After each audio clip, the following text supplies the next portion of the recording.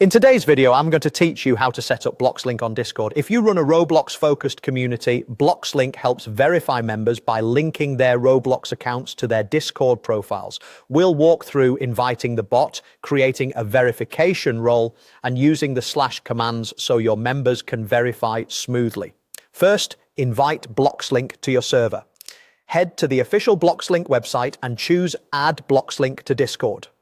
When the Discord window opens, select the server you want to add it to. You'll need to be a server admin with permission to add integrations.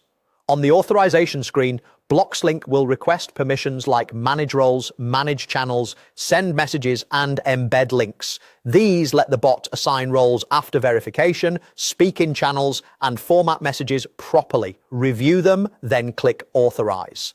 After that, you should see Bloxlink appear in your server's member list. If you don't, double check you selected the correct server and that you confirmed the authorization.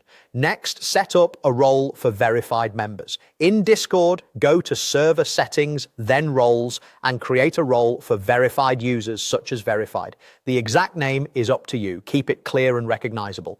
Now, in the same roles area, make sure the Bloxlink bot is positioned above your verified role in the role hierarchy. You can drag Bloxlink upward in the list. This detail is important. Discord only allows a bot to assign roles that sit below it in the hierarchy. Save your changes. Once verification is working, this role will be given to users automatically. Now enable verification using Bloxlink's / commands. Bloxlink runs through commands you type with a /. The most common ones are verify for users to link their Roblox account to Discord, link for admins to manually link an account if needed, and info to show verification details for a user.